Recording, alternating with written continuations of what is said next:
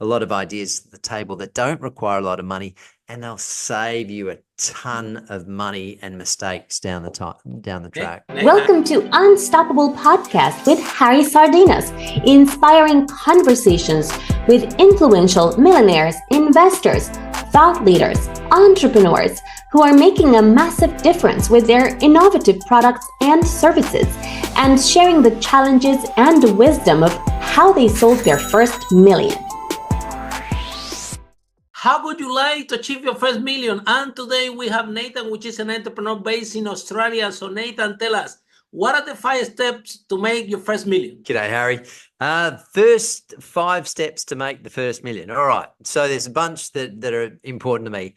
Consistency, being consistent, showing up every day, no matter how bloody boring it is, but just keep chipping away, keep going. Number 2 is marketing, and really number 2, 3, 4, and 5 should be marketing. But marketing is such an important thing. And when I was going through college, I had no idea about it. Most people don't. I've spent the last 10 years just learning about it and practicing it on all my businesses. Number 3 would be doing your research first before you launch your business, because I've learned that one the hard way and lost lots and lots of money doing it. Yeah. Taking those shortcuts, which don't end up being too short. They actually end up being pretty long. So doing some simple research first, and then learning. The next step would be learning sales and negotiation. Very good. I can't say how profitable that's been and what a game changer it is, and how many different aspects throughout your life you need to be able to sell and you need to be able to negotiate. And then probably to kickstart it, I've put it as number 5, but to kickstart it all, I think you have to have love and passion for what you do. Otherwise, showing up and being consistent is pretty hard work if you don't enjoy what you do. Yeah. Nathan, I love your 5 steps, and let's dig into this deeply, because I like one of your steps that is true. You said that you're learning the hard way. I done it, and I think every single entrepreneur. What do you think about, I was with the lesson, because this is a very common in entrepreneurs. They develop product, they think that the product is going to be amazing, that this product everybody's going to buy. They spend all the money, effort, energy, they remortgage the house, and they have this amazing product. And after, they don't know anything about marketing, they don't know anything about sales, they didn't allocate any resources to marketing, any resources on sales. And now they have these products that they want to sell. They don't have no money, they don't to invest in sell the product.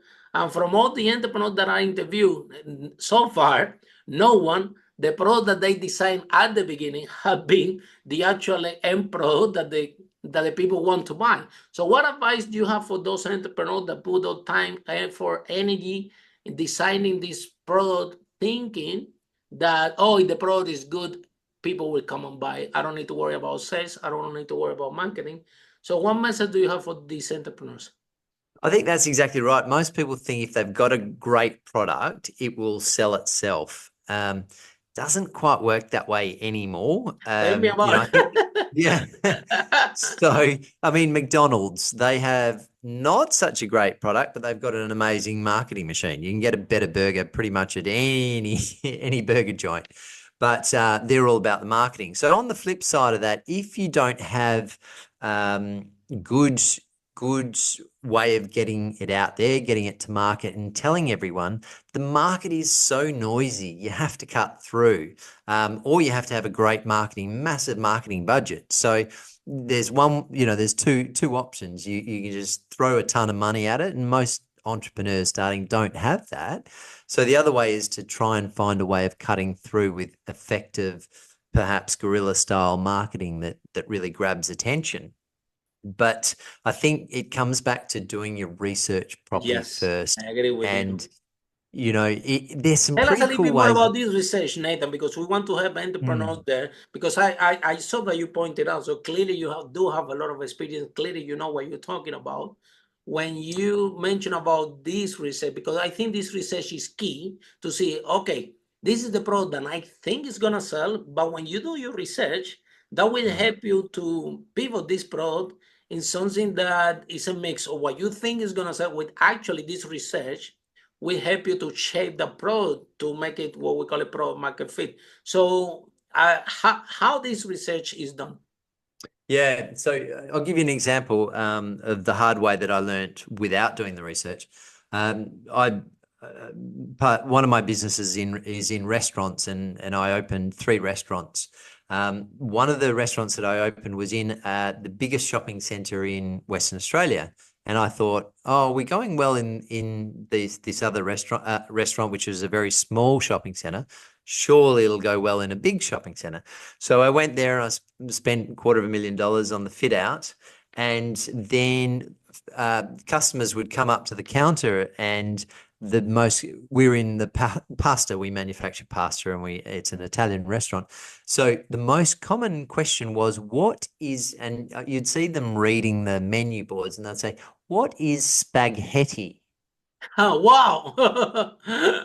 So once we heard that the first 10, 15, 20 times, we started getting a little bit worried because we realized that the market wasn't educated and they weren't interested, or they didn't know about our product. So trying to educate people is one of the hardest things you can possibly do. So I think, looking back on that, it would have been a way better idea. We run these little pop-ups in shopping centres, and we sell our product in a frozen cook-at-home format. It would have been way smarter to set a little $500 a week shop up in a casual mall lease scenario and actually get some feedback from that shopping centre as if that product's in demand. So utilising the product, but in a slightly different method, and just connecting with customers. So there's lots of different things you can do. I know there's a lot of people that do tests online they'll actually dry test a product launch, say through Facebook marketing, before they even have the product, just to see what the demand is like. So there's a bunch of different ways of doing it. If you think outside of the box, you can bring a lot of ideas to the table that don't require a lot of money, and they'll save you a ton of money and mistakes down the track. Follow us for more interviews with world's most influential, audacious entrepreneurs that overcame challenges and adversity, providing you with the blueprint of how they sold their first million so you can grow your business exponentially.